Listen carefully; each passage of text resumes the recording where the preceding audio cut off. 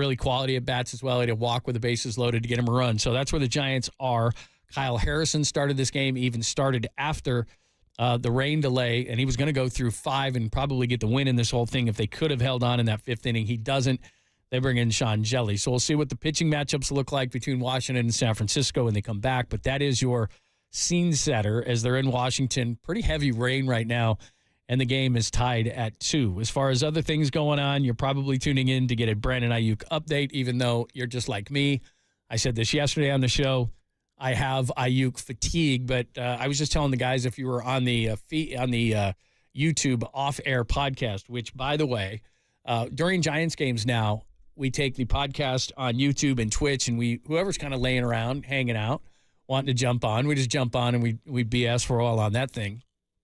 And so I was just telling the story of the latest on Brandon Aiyuk. I was on a Pittsburgh radio station yesterday with a guy. I worked back in Pittsburgh in like 2000, and this guy was covering. He's kind of like the Matt Mayoko of the Steelers.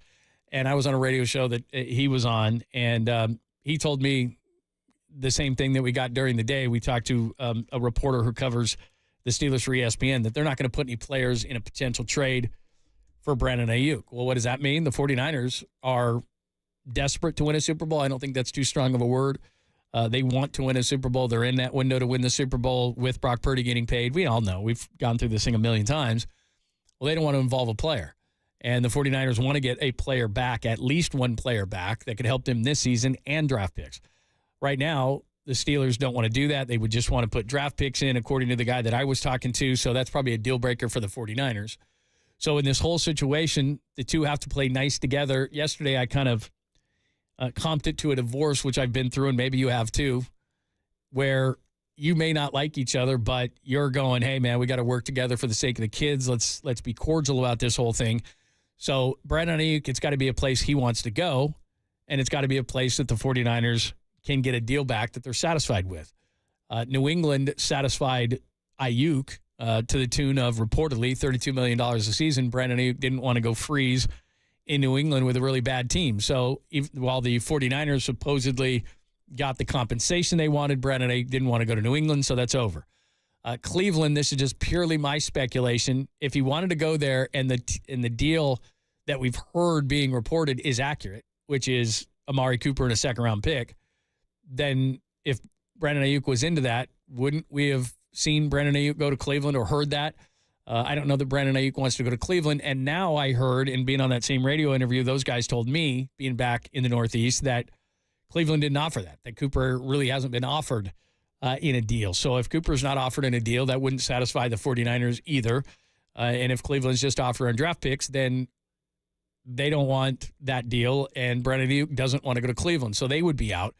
And then Pittsburgh became really hot and heavy over the last couple of days. There was a guy in Pittsburgh who does a radio show who says it's done. It's not done. My friends back there who are in the know and have covered the Steelers for a long time, again, said that it was only going to be draft picks, and that's not going to satisfy the 49ers, so here we are. So would a team like the Chargers, who needs a wide receiver badly, a Harbaugh team, would they pay him that kind of money? Well, they just traded Keenan Allen, who was making over $20 million, and they just traded Mike Williams, or let Mike Williams go. He signed with the Jets. He was making over $20 million.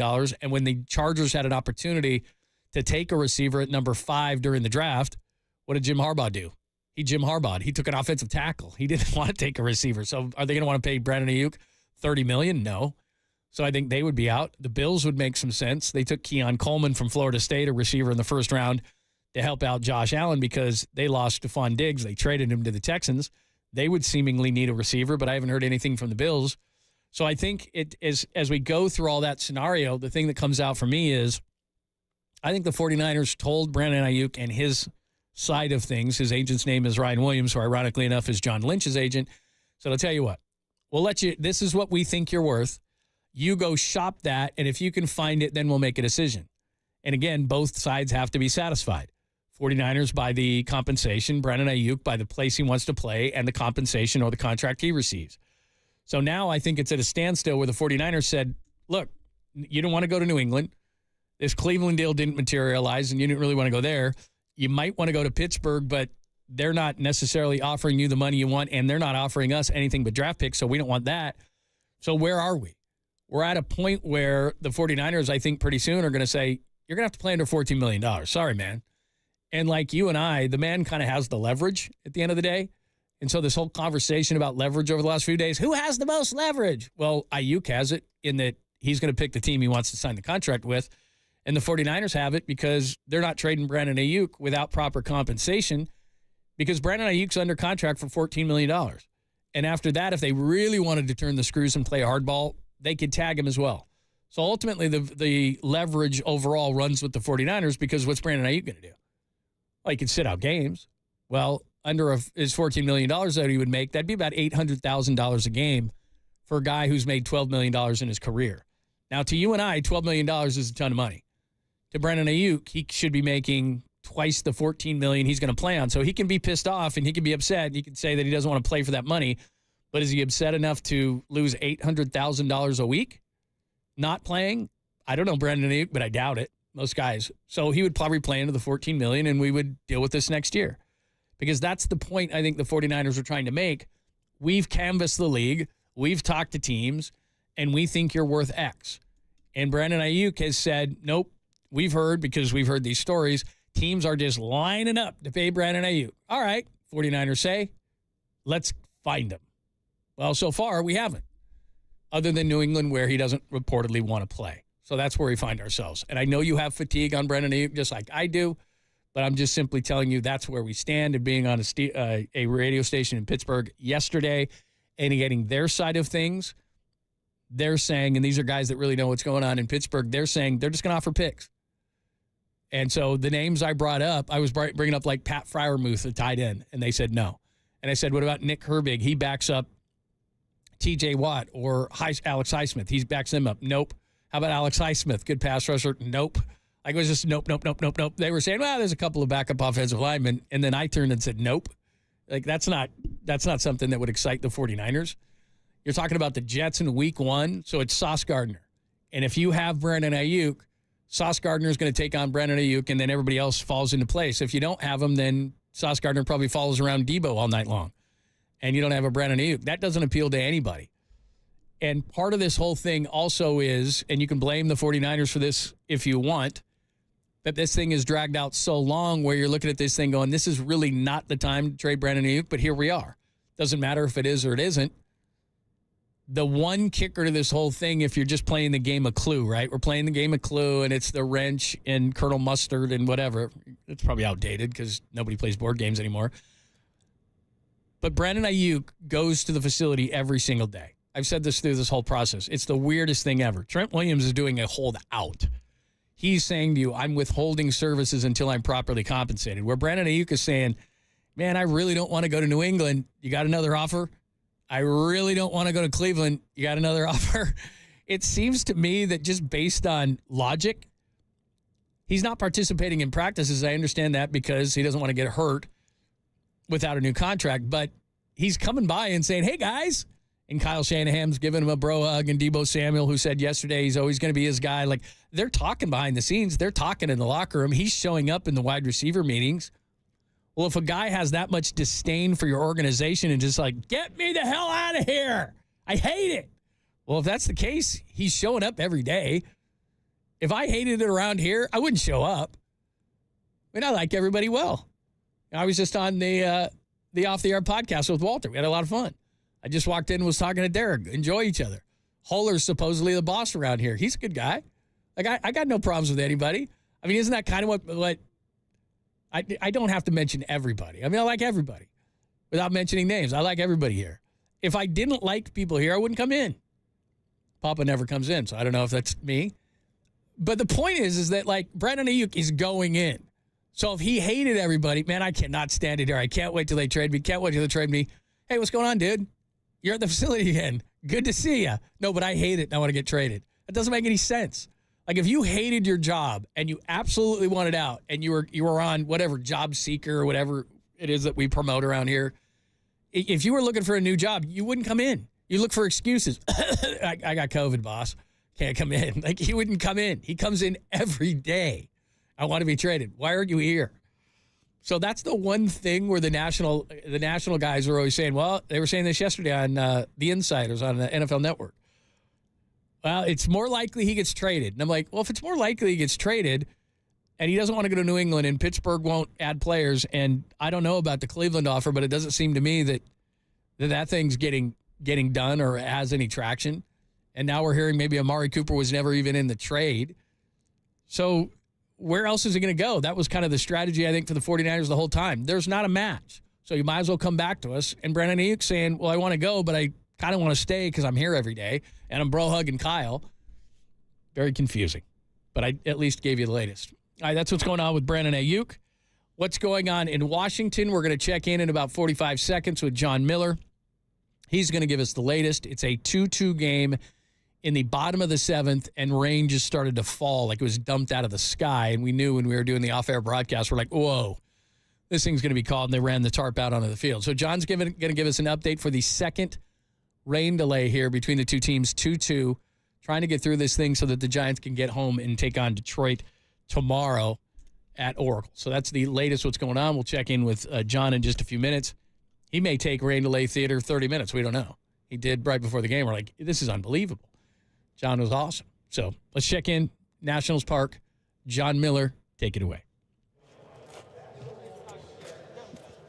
Welcome back to Nationals Park in Washington. The grounds crew has just gone out. They removed some of the standing water from the tarp just a few moments ago, but then quickly recovered the field.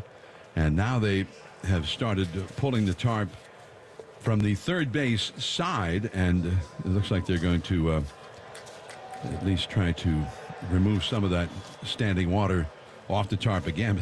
The tarp is so waterlogged now, they're having a real difficult time even pulling it at all. And so anyway, so hopefully that we are going to get the tarp off here sooner rather than later and get this game restarted.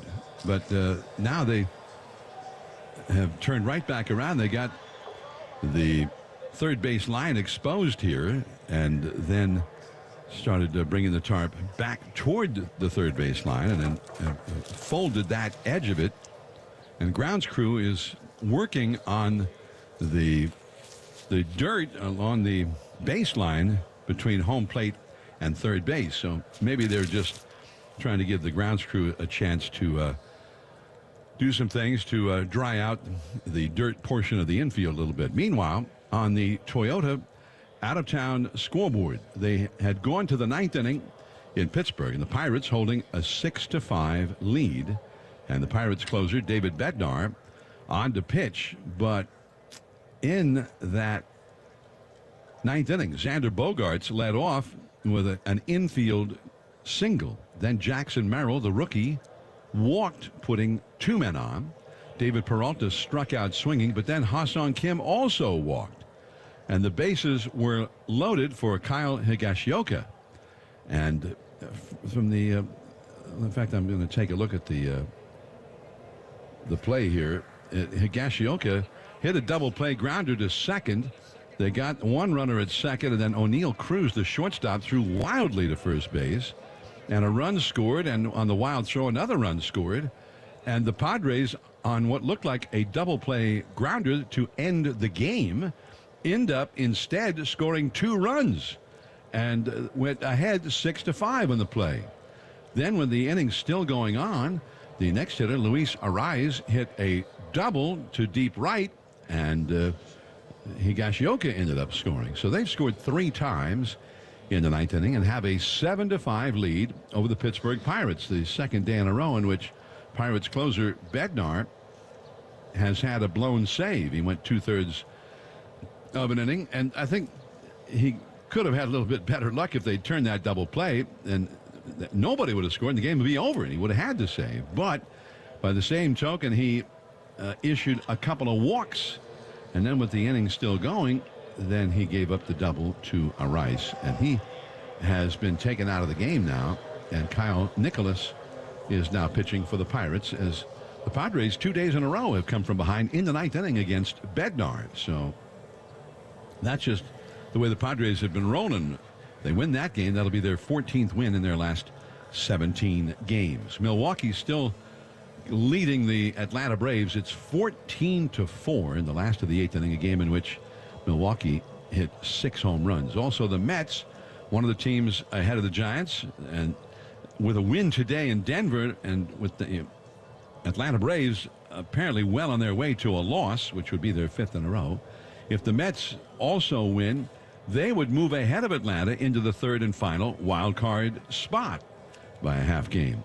And in Colorado against Austin Gobber, that game has begun, and the Mets have scored 4 runs in the first inning. The first batter of the game, Francisco Lindor, hit a double, and then a little bit later in the inning, after Iglesias hit a single and knocked Lindor in, J.D. Martinez hit a double and knocked Iglesias in, and then Pete Alonso hit a 2-run homer. So 4 batters into the first inning, and the Mets have already scored 4 runs. It was the 24th home run of the year for Alonso, and that inning is over now, and they're into the last of the first inning. Long way to go at Coors Field, of course. And for the Mets, it is David Peterson, the left-hander, on the mound, but with a 4-0 lead before he ever throws a pitch. So there's some of the problems for the Giants trying to catch up and get into that wild card picture, because there are several teams, not just the one team, in front of them for that 3rd and final spot. Tonight, Philadelphia at Arizona, Baltimore at Toronto, the Tampa Bay Rays at St. Louis, and Detroit before they come to San Francisco tomorrow to start the 3-game series at Oracle Park. They've got a game tonight in Seattle. Well, they have now begun the process of taking the tarp off the field. Well, we were told just a few minutes ago that we would get another update here, and we'll find out if they're just taking the tarp off to get rid of the standing water, or if they're going to begin the process of getting the field back in shape to resume play in the 8th inning. We're in the 8th inning of a 2-2 tie. A runner at first, nobody out, and Gerard Encarnacion due up against Derek Law. So Screw In Baseball is working to get the field ready for today's game. We'll have an update after representatives from both teams and the umpires have a chance to assess the field conditions. All right, so there you have the public address announcer here at Nationals Park alerting the crowd as to what's going to go on here. We were told a little while ago that they would give us another announcement at 3:40 p.m. Pacific time. Is that right? It's 3:40 p.m. Eastern time. So right now we're in a rain delay, and we're going to send it back to our flagship station once again, KNBR, and our affiliates along the Giants network, and they'll be able to keep you abreast as to what's going on between now and 12:40 Pacific time. And that's when we will rejoin you here, unless somehow they're able to get the game restarted prior to that. But now our plan is to come back at 12:40 with the latest update. The Giants in a 2-2 tie in the 8th inning. I'm John Miller. This is the Giants Radio Network. Thank you, John. So, again, they're going to try to get this thing going. It's 12:27 right now, so 13 minutes. We'll go back to Nationals Park and try to get you going again. 2-2, top of the 8th inning. Actually, the Giants probably should have won this game already. They had an opportunity in the bottom of the 5th. And, again, a game becomes official after 5. Giants actually had a 2-1 lead, but then the leadoff batter gets a single, steals second, sacrificed over to third, and then a sacrifice fly. And the Nationals tied this thing at the bottom of the 5th. At 2, Kyle Harrison on the mound. Again, his velocity is a little bit down, concerning a little bit. I'm sure they'll talk to Bob Melvin about this after the game. And one of the reasons why I just don't think they're going to pull this thing is the Giants aren't going back to the Atlantic region this year, so they really want to get this thing in. So 2-2, top of the 8th in a delay. It's the second delay. They had a delay early in the game before the start of the game, and then this is the second one now of the game. So, again, 12 minutes. We'll go back to Nationals Park and get you caught up on what's going on there. As you just heard John Miller say, 2-2, top of the 8th, as the Giants try to get this one. If they do, they would have won 10 of 13. But bad news so far on the scoreboard, as John was telling you, the Brewers are blowing out the Braves 14-4, and that now may be the Giants' target for the wild card. 14-4, Brewers lead the Braves. We'll get more into that in a second. The Padres just took the lead over the Pirates, who the Giants just passed yesterday, passing the Pirates 7-5 now in the top of the 9th. The Padres try to close that one out. We'll tell you what that means in just a second. And then just underway, the Mets came out big in Colorado, so they lead 4-0. Another team that the Giants would have to jump over is they're 6 over 500. So not great news early except for the Braves side of things. The Padres and Arizona, those are the top 2 wild cards as they've been hot out of the All-Star break in the National League. Atlanta has struggled due to a lot of injuries, some in the pitching department, mostly the hitters. Ronald Acuna and Ozzie Albies are out, plus guys like Matt Olson are having down years. So it might be that the Braves would be the team to focus on as they're 60 and 53, right next to the Mets right there, who could take over wild card spot today. And then, of course, the Giants got to keep winning. 9 of 12 right now going into this game, the Giants. 10 of the last 13 is what they could do, and then they're coming home against teams that are beatable.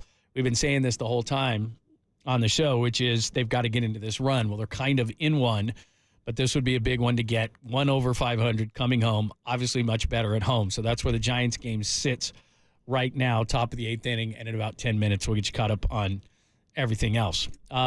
If you were listening to the off-air podcast, which highly advisable that you listen to it, because you hear us talking about a bunch of the guys behind the scenes and some of the guys like Silver, and you hear Walter on the weekends and stuff like that. But Derek Papa getting more time, and Tim and a bunch of the guys that we always talk about. So we just guys are just hanging out in the bullpen, and we just kind of throw everybody on there. And at least my goal in it is to talk as little sports as possible.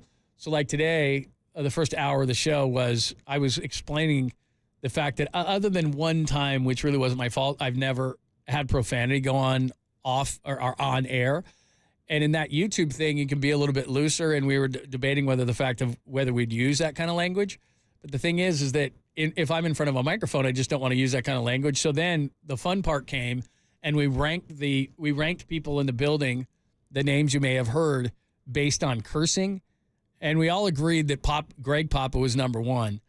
If he's a friend of yours and he affectionately likes you, which is rare, but if he does, then he'll greet you with a mofo, but he'll really say it.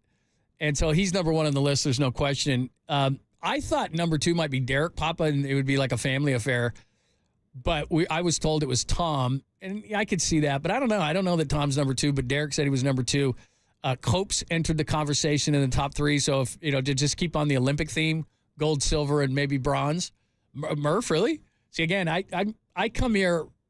I'm here in the building probably 8:30 most days, but Murph is on the air, so we in passing say nice things to each other. I have hung out in Hawaii with Murph before when we used to do that fun promotion in November.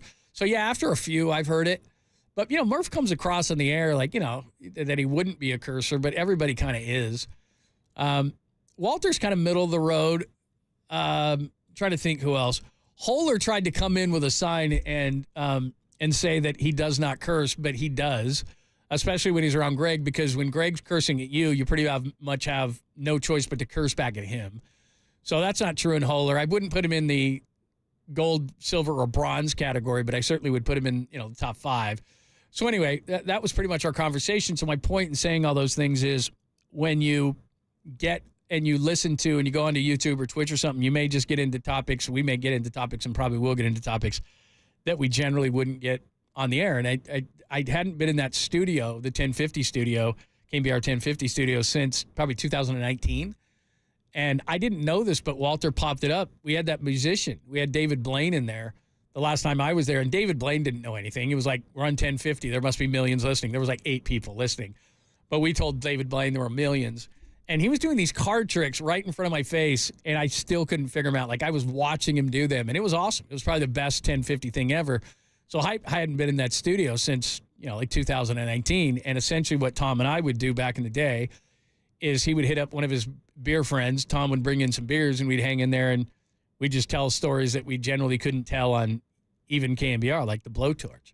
So that was kind of a nice throwback today. So if you're ever listening to a Giants game or watching a Giants game and you say to yourself, this isn't all that entertaining, either they're blowing somebody out or they're getting blown out, we're always doing the YouTube and the Twitch show now during Giants games. So it's another thing to enjoy from the sports leader, and you're welcome. One thing I want to get out of the way before we go back to Nationals Ballpark in about 7 minutes. Remember, continuing today until Friday, August 23rd, you're going to have 3 chances a day, once during Murph and Marcus. And I did not know Murph cursed like that. I don't know about Marcus. I don't know that Marcus curses all that much. during Papa and Lund and during Tolbert and Copes, you can qualify to win 2 tickets to each 2024 regular season Niners home game. And each person who qualifies automatically wins a $50 gift card to the Niners team store and enters for a chance to win the grand prize. So don't do it right now, Walter. No, not right now. Not right now. So, again, not right now. But you're going to be caller 10 when you hear the Tim Ryan sound or to 415-896-KNBR. Just put that in your phone so you can do it quickly. 415-896-5627. You'd be absolutely amazed how quickly people call. So if you, wait 30 seconds to call, it's like when you check in at Southwest and it's like you can't check in till 10:20 in the morning and you call and you, boom, and you hit it right at 10:20 and you check in and all this. No, I'm saying don't call now. But it's like Southwest, right? And you didn't pay extra for the A seat. So then you finally get through and let's say it's 10:20 and it's still 10:20 and you get C22 and you're like, what the hell, man? It's like that. Like you have to call right away, but only when you hear the sounder, not right now. So you're going to hear that special cue to call from Tim Ryan and you'll have an opportunity to qualify for two tickets to every 49ers home game this season. So not now, but when you hear the sounder, and we will do it this hour. This hour. Maybe before we throw it back to John Miller, 1240, because once we throw it back to John Miller, you know how it is with John Miller. You may not get that mic back. I mean, he just may take 20 minutes on the sand that they're using to so that it's not so wet.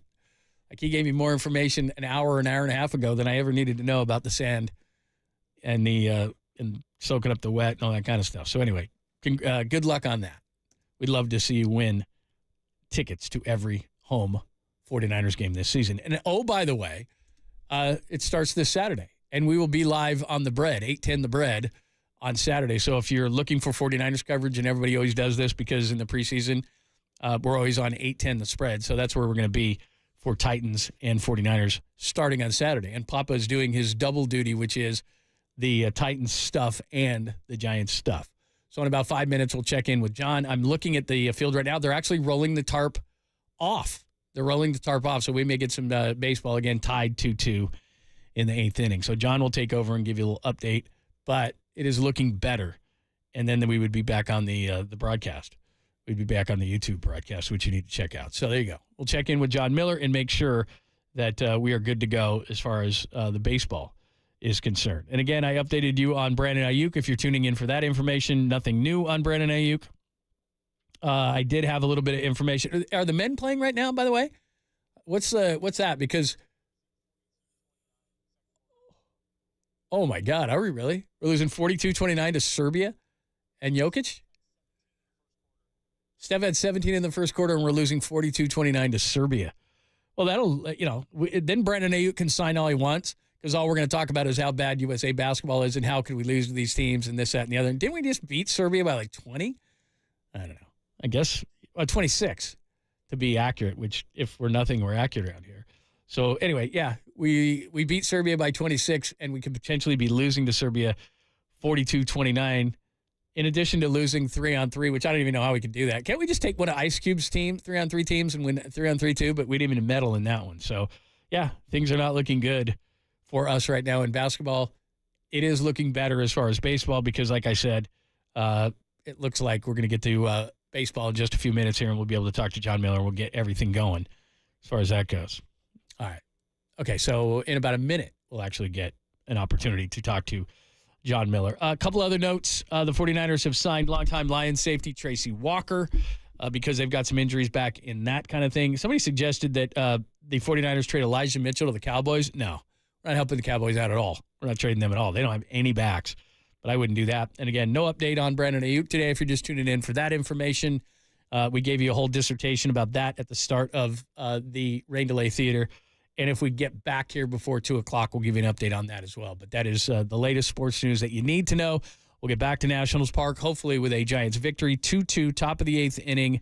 A lot of rain when we went into this whole thing, but it looks like started to dissipate, and they are taking the tarp off the field as we speak. Go ahead. Nothing wrong with that groin.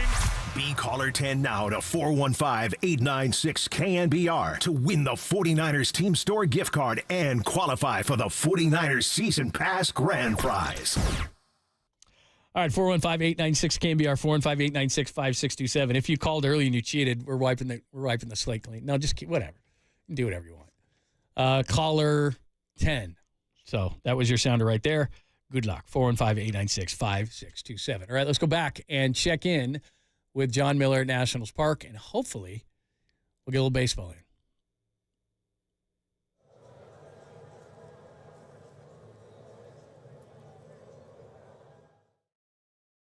All right, we'll check in again. We'll check in again in about, Silver, just let me know, 45 seconds or something like that. We'll check in. Wait, why are the phone lines lighting up? It's absolutely crazy. I have no idea. Good luck on that one. But, yeah, we'll check in with John Miller, 2-2 top of the eighth, Giants baseball, trying to get this game in against the Nationals. I'm looking at the screen right now. It looks like it's a little bit lighter than it was before. When they were trying to get this thing at the end, it was absolutely dark, and it was just pouring like crazy. So they called this thing. The Giants did have an opportunity in the fifth to win this, but they could not get it done. So we'll see if the second time is the charm. We can get through this whole thing, finish up some rain delay theater, and maybe even have a little bit of time on the other side with Papa and I to get you caught up on everything 49ers and camp and all those kind of things. And he'll be live from 49ers HQ tomorrow as they're heading off to Tennessee, and he'll be doing the plane about at 1 o'clock tomorrow. So we'll have Pop for a few hours tomorrow. All right, let's check back at Nationals Bar Park and John and see where we're at. John Miller back with you here at Nationals Park in Washington. The Giants and Nationals in a 2-2 tie, eighth inning, after an infield single by Mark Canha. The tarp was brought out over the field. The game was stopped. That was at 2:59 locally here, or 11:59 Pacific time. So we've been back in our second rain delay for 41 minutes at this point. And the tarp came off a few minutes ago, and they've been working on the infield. It rained fairly heavily there before they got the tarp back on the field. And now they're trying to get the field as dry and playable as possible here. The tarp itself is still out in shallow left field. Dave Jagler is a longtime broadcaster, along with Charlie Slows, very popular broadcast duo of Nationals radio here. And Dave, I know you get here having worked in Baltimore for many years, just down the road. You get a lot of rain delays in this ballpark, and your grounds crew here at Nationals Park seems very proficient at bringing that tarp out. We are proficient at broadcasting rain delays because, like you say, we see this so often. But yes, the field took a pretty heavy pounding there in between the first rain delay and the resumption of the game. And right before they pulled the tarp at the top of the eighth inning, that field got hit pretty hard. So they're applying the drying agent, and that's going to take this. Once this process is done, they just have to roll the tarp on the cylinder and get back to playing. It seemed like Derek Law was a little frustrated they didn't put the tarp on earlier, because now if he comes back in the game, he's got a runner at first base off a play that Eldemaro Vargas might have made under different conditions. Yeah, it was real sloppy out there and in the rain.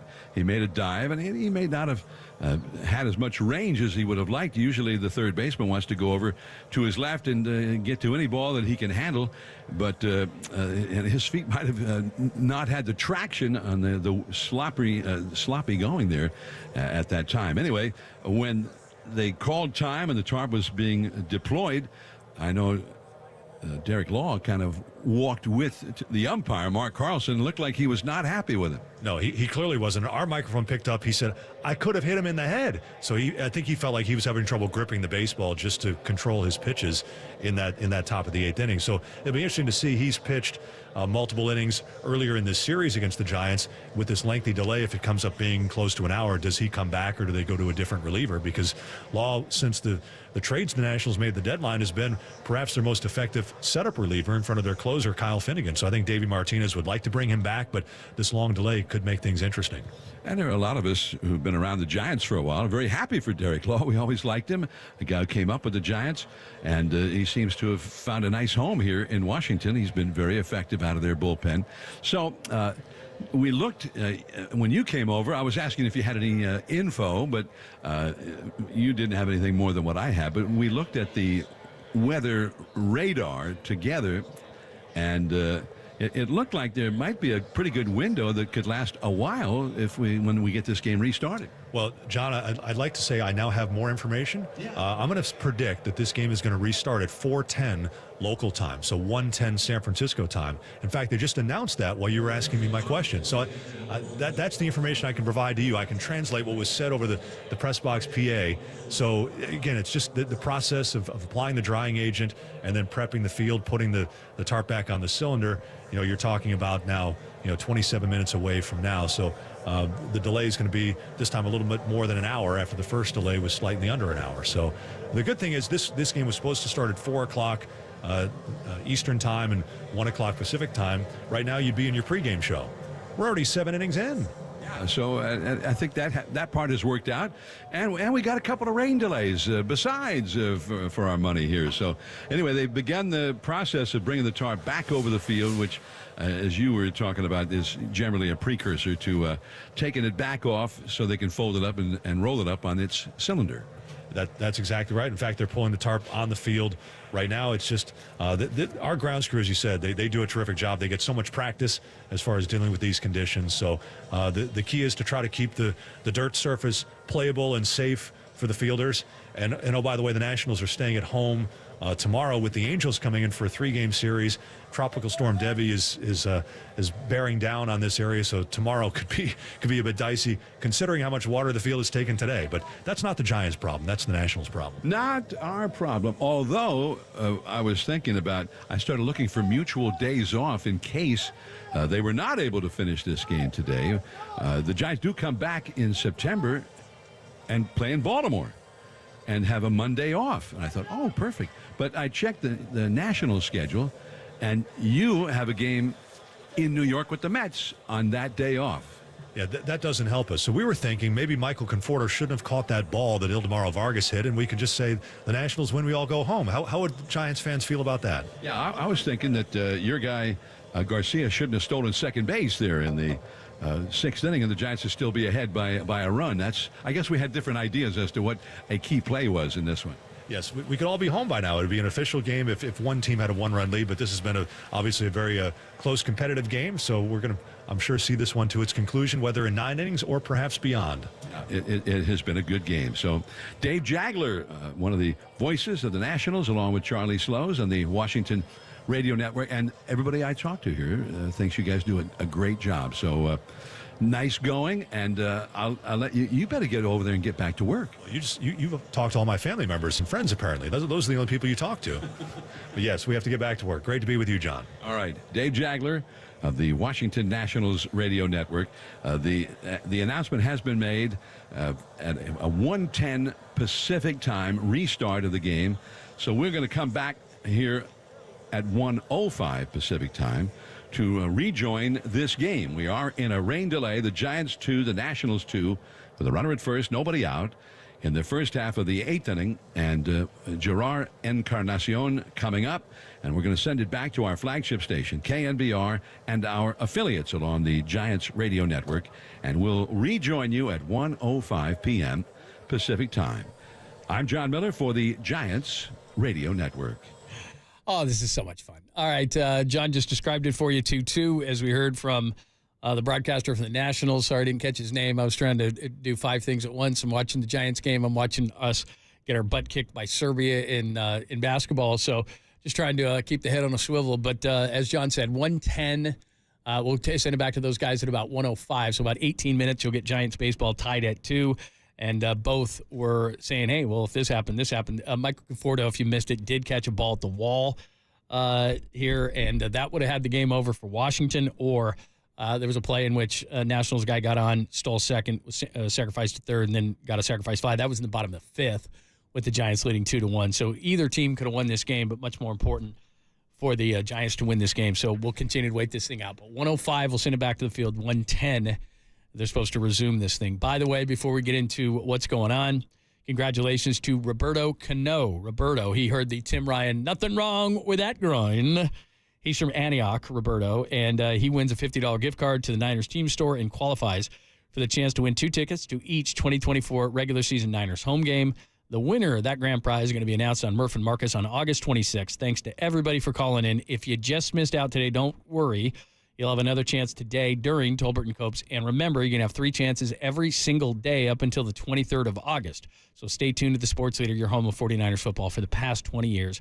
congratulations today for our qualifier who heard the Tim Ryan sounder, Roberto Cano of Aiyuk, who wins a $50 gift card to the Niners team store and qualifies for those tickets. Right now, Serbia leads the United States 54-43 at half. Outscored 31-23 in the first quarter. Steph Curry was very, very good, though. One of the few American players to play well in the first half. 7 of 10, 6 of 9 from three-point land. He has 20 points in the first half for the U.S. team. Nobody else has double digits. LeBron James has 9. Joel Embiid has 7. Off the bench, not much. So Steph Curry was great, 7 of 10, 6 of 9, 20 points. But the U.S. is down to the Joker and Serbia, 54-43. And I'm looking at their team, and this always blows my mind. Jokic is great, man. Nobody's saying he's not. 9 points, 3 boards for Jokic. Bogdanovic, another NBA player, he's got 15 in the first half, 12 in the first half. Most of these other guys you never heard of from Serbia, but they're beating our best. They went 10 of 19 in the first half from the field. 6 of 7. Oh, no, it's 10 of 19 from three-point land in the first half. That's what's done it. 10 of 19 for Serbia in the first half from three-point land, and the U.S. is down by 11 at the half as Steve Kerr and the U.S. team trying to get to the gold medal game. And, look, I'm not going to get outraged by this because this has happened again and again and again. It's just what I find laughable is because I'm old enough to remember the 92 Dream Team was really good, and all these guys like Draymond Green, I think, has come out and said it, and it's just stupid, and it means that you're really – I mean, I'm not calling Draymond Green stupid. I'm just saying you didn't see the team play. You don't understand how good they were, that they say that this team could hang with them or even beat them. The thing that Michael Jordan had and Magic Johnson had and Larry Bird had and those kind of champions that were on that team, they just wouldn't get beat. They just wouldn't. They had so much fire in them, and Chuck Daly as the head coach, nothing against Steve Kerr. But I saw the team play, and Chris Mullin can back all this up. Those guys brought it every single night and game. You know, Charles Barkley. They didn't care if it was Angola and they were going to beat them by 54. They didn't care. They rolled you.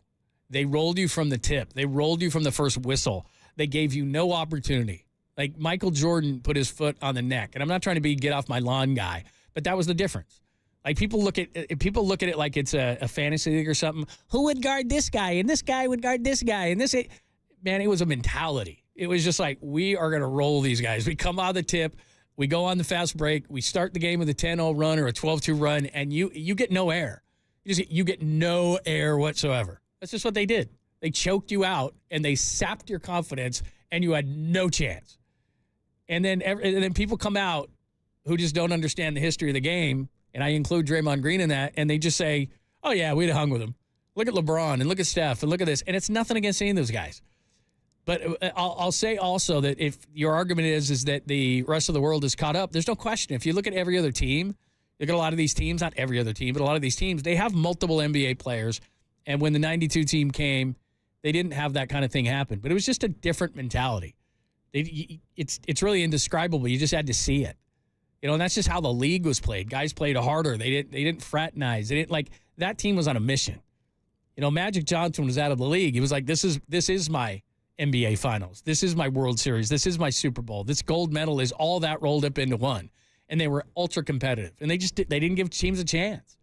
So you can do all the fantasy and rotisserie and LeBron James this and that and all this and who would have guarded this guy and guarded that guy. It didn't matter. Like Larry Bird hardly even played. He's one of the best players of all time. They had the fire. And this team doesn't have that. Like LeBron James can put the crown on his head even though somebody's rooting for somebody else in the building, how embarrassing that was. He's still self-absorbed. Jordan didn't care. He didn't care who was leading the team. He didn't care who led in scoring. Those guys didn't talk about who played and who didn't play. They didn't care. They just wanted to put foot in ass. And they wanted to be up by 15 on you, and they wanted to be up by 20. And if they were up by 20, they wanted to be up by 30. I mean, this is how it was. And so while the world has gotten better, there's no question. Just look back at this past NBA draft to know that they're catching up. But it was just a pedal to the metal 24/7, 365, and they wanted to rip your throat out. They just did. It was a mentality. And they played that way. So we keep hearing about, oh, it's more physical. The ball's smaller. All this. Come on. They're so much better. And this team is so much better, but it just doesn't, it's not the same thing. It's just not. And so, anyway, we find it. Will they come back against Serbia? They're down 54-43. They probably will. But it takes a half where they go, geez, I guess we need to lock in like this is like, because I always have this philosophy when it comes to international play. We just don't care as much. I mean, I covered the Ryder Cup when Phil in Detroit, in the Detroit area, when Phil and Tiger played together, and I was doing radio shows, and we were with the BBC was right next to us, and all these different radio outlets, audio outlets from all over the world. And the Ryder Cup was everything to them. And we were just down there to have a good time. Like, we were doing our morning show, having a good time, having some laughs. I was making bets with the BBC. Come on, we're not going to lose to you. I mean, from a talent standpoint, we had all the talent in the world. We didn't win. And it happens all the time. We get into the Olympics a little bit. But, I mean, when, a few weeks ago when I was doing the show with Carlos Ramirez, like, he's from Venezuela. During the national anthem, like, he's routinely crying. It's a bigger deal. Like, winning gold medals and all, it's a bigger deal. And I'm not saying it's not for Simone Biles, who gets an opportunity every 4 years, or the athletes or themselves, but we kind of are like, the Olympics are okay. But we have all these other sports. The NFL's starting, and we're in the final couple of months of Major League Baseball. Players have said, I think it was Devin Booker who said it this year, it's much harder to win an NBA title. I mean, this isn't a bucket list thing for when they're growing up. They're like, it'd be really cool to get a gold medal and represent your country and all this kind of stuff, but don't get me wrong, I want an NBA title before I want a gold medal. And I go back to the 92 team. They were on a mission. We had gotten embarrassed in 88, and it was like, okay, this is our sport. Let us show you. We're going to pound you into the ground. There is no air for you. We're just going to take it all. Okay, we did that. We showed that. And it doesn't seem to be the same. The drive in the Olympics, or to internationally be great in the Ryder Cup or any of these other events, I just don't think we have the passion for it that other countries do. I could be 100% wrong. I've covered the Olympics. I covered them in Salt Lake City. I'm clearly not in Paris, but that's just the sense I get. Not amongst the athletes, not amongst the coaches, but amongst people who are there. They're like, this is really cool to be here, but if we win a silver instead of a gold, I'll live. Could be wrong. 415-808 KNBR. Again, we are in a delay for Giants baseball, our second rain delay theater of the day. We'll go back to John Miller in Nationals Park in about 10 minutes, tied at 2. And generally speaking, I mean, this is a really important game. I haven't checked the scoreboard as of yet lately, but 10 minutes ago, the Padres are beating the heck out of the Braves. Yeah, that's let me reset this because I think this is the same scoreboard I had. But my point is that the teams that you need to lose are not losing. We talked earlier on in the season that, look, somebody's going to get hot in this wild card race in the National League, and the Giants better be playing better baseball. So the Brewers beat the Braves 16-7. That drops the Braves to 60-54. The Padres hang on against the Pirates 7-6. So the Padres and the Diamondbacks continue to dominate since the All-Star break, and they're lengthening their lead in the wild card. The Braves are kind of falling on their face right now. Again, 60-54. And when we had these conversations earlier on in the season, we were saying, okay, the Dodgers are going to win the West. The Phillies are going to win the East, and the Brewers are going to win the Central, and the Braves are going to be one of the wild cards. There's only going to be 2 wild card spots. Who's going to win them? Well, now it looks like, as hot as the Padres are, they're going to challenge the Dodgers in the West. The Dodgers have had a ton of injuries, and we thought maybe at one point the Giants could be in that race. They're not. But the Padres are in that race, so maybe the Dodgers could drop back. We thought Atlanta was going to be there because they just had too much talent, but now they're 60-54. So the team you may target is the Braves. And so if you win this game today against the Nationals, this is how important it is. You go a game over 500, then you get Detroit, and you start playing some winnable teams, and oh, by the way, the Braves are coming in for 4. And it's getting to the point where winning 2 of 3 is not really enough. If the Giants can win the game today, they'd be 10-3 in their last 13. That's what you're talking about. You got to start getting on runs here because the Padres and the Diamondbacks are playing great baseball. You got to take 3 of 4 from the Braves. Being even with the Braves, I mean, if that's the worst case scenario, okay. But you got to take 3 of 4 against the Braves. You got to make major headway head-to-head against a team that is now flailing. And you've got to beat some of these teams that are on your schedule that aren't very good. And then after that, you have home and homes with the Padres and the Diamondbacks. Now, maybe they're just going to be too far ahead of you the way that they're playing. But you have 6 with each team, so you have home and home. So in those 6 games, at worst, you need to be 4-2. You need to stop going back and forth and, 500 is fun. We're 1 under. We're 1 over. Woo! Like that, those things are over. The Padres and the Diamondbacks are playing such great baseball that you've got to start playing well consistently, going on these runs. So this 10-13 needs to turn into like a 17-20 kind of a thing, 17-4 kind of a run, because the way those two teams are playing, they're not giving it back. And the Atlanta series all of a sudden becomes a massive series. So that's what's coming up for the Giants, and that's why it's important this game, 2-2. As John Miller said, I've been saying they're not going to go back to the Atlantic Regional. They are going back to play Baltimore, but as John pointed out, Washington's got a game on the Monday that the Giants are off. So they want this game. They just want to get this game in. The Giants don't want to have to make, in the midst of potentially a push, the Giants don't want to have to come back and then fill in a game. That's no good. So that's where we sit. As far as the game itself today, if you didn't tune in, just a quick recap. Giants had the bases loaded in the first inning. They only get one run. Gerard Encarnacion had a walk with the bases loaded. They had more opportunities to get runs. They didn't. That's been one of the themes of the season. Kyle Harrison pitched okay. Would have got through 5 innings, except for they got a runner on in a 2-1 game. Stole second, sacrificed to third, sacrificed home, tied the game at 2. Then he was pulled out of the game at 2-2. I failed to mention that Bob Melvin, Mark Canha had an at-bat early in the game, second hitter of the game. A 2-2 pitch that was wildly out of the zone, ridiculous, was called strike 3. Melvin goes out to complain about it. He gets thrown out of the game. By the way, that umpire has kicked Bob out of 2 games this year, so he was none too happy with the strike zone early, so he gets booted from the game.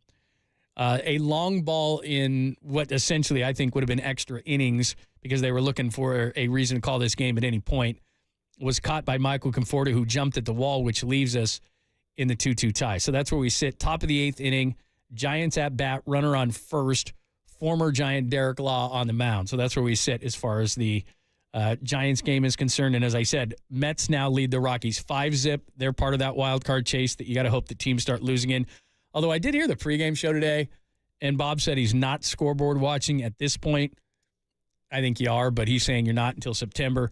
Brewers beat the Braves, good news. Padres beat the Pirates, bad news. So that's what's been going on the scoreboard so far. I'll keep you up to date on what's going on as far as the U.S. game. Again, they find themselves at halftime, 54-43, as they are down to the Joker. And Serbia, they would be out. It's a single elimination at this particular point. This would be to go to the gold medal game, and they're down at the half, 54-43. If you're tuning in for a Brandon Aiyuk update, by the way, if you're watching on the because I get this all the time, if you're watching on YouTube, people are like, why are you always staring at your phone? Because during our show, more than any other show, like stuff breaks constantly. So I don't want anybody beating me on the Aiyuk news. So for days, I'm just staring at my phone, and everybody's like, well, why aren't you paying attention to what Greg is saying? Why aren't you paying attention what you're doing an interview and you're staring at your phone? It's not like I'm in your meeting. You know where like a guy or a woman is in a meeting and they're staring at their phone and you know they're not engaged into what the meeting is, which I like meetings probably less than anyone. But mostly if I'm in a meeting, I'll stare at the person talking, although I'm thinking of other things, and act like I'm engaged. But I can multitask. I'm engaged, but I don't want to miss any Brandon Aiyuk news, so I'm constantly staring at my phone. And then people on the YouTube or Twitch are like, well, Lund's staring at his phone. He's not engaged in the show. I'm engaged in the show. I need to know if anything is breaking. And as of right now, nothing is breaking as of this morning with Brandon Aiyuk. The only thing I know is I was on some Pittsburgh radio stations talking to people who are in the know there, and the breaking point with the Steelers is they don't want to put any players in a deal. The 49ers want players in a deal, and they're only offering picks. I also found out when I was back there talking that they have some insight into the Browns deal, and they highly doubt that Amari Cooper was in the Browns deal, which would make it a deal killer for the 49ers, and we already know that the Patriots are out. So the latest thing is, and I don't know if Brandon Aiyuk was down at the facility today. He has been just about every day. I know he was down there yesterday. I don't know if he was there today. And I always keep bringing it back to this, that if he's there, how much could he not enjoy being around the 49ers? And it still gives me hope that Brandon Aiyuk would still try to hammer out a deal with the 49ers. Now, all the national guys yesterday, especially the awkward one where I think was it Tom Pelissero? No. Garofalo was there. Garofalo was at Raiders camp in Van Nuys and was talking right there. And Ryan Williams, the agent for both John Lynch and Brandon Aiyuk, was actually at Raiders camp, and he could hear what they were saying about that situation, and he was nodding his head, but then he didn't want to go on air to interview, so he didn't provide any insight as well. So, again, I've looked at Twitter /X. There is no new information on Brandon Aiyuk. What I found out yesterday was that the Steelers aren't overly engaged because they're not offering anything but picks, and they know that it's not going to take just picks to get Brandon Aiyuk. So I don't know if we are anywhere else. I would imagine at some point Aiyuk's camp goes to John and says, okay, you did what you said you were going to do. You allowed us to look for this great deal, and the only great deal we could find is the Patriots, and he doesn't want to freeze his butt off in New England and catch passes from Drake May. No, thank you. So would that re-engage talks with the 49ers? Possibly. So that's where we find ourselves. If you wanted to torture yourself and get more Brandon Aiyuk news, that's, as far as we know, is the Brandon Aiyuk news. So that's the latest on the 49ers. All right, in a minute, we're going to we're going to let you hear from John Miller. Again, they told us earlier that the game was going to start at about 1:10. So that's what we're going with, and he's going to give us an update at about 1:05. Again, a 2-2 game between the Giants and the Nationals. Bob Melvin has been kicked out of this game. The Giants are hitting right now, and they have a runner on first base, and it is an important game because then you call that one 10 out of 13 for the Giants. They're 9-3 in their last 12. You'd call it a 5-2 road trip. You're coming on home to take on the Detroit Tigers, not a very good team, not much to play for. And then you got the Atlanta Braves, as I said, lost today 16-7, and so the Braves are reeling. They're 60-54. So if you go one game over 500, you're not too far away from the Braves. They're coming in, and so maybe you give yourself some hope, even though you're sitting there going, come on, they're not going to make the playoffs. But Atlanta might come back to them. So that's the latest on the Giants. All right, we're going to check in at Washington Nationals ballpark. John Miller in the rain. They were taken off the tarp, so hopefully we'll get more Giants baseball in about 5 minutes. But let's check in with John Miller to be sure.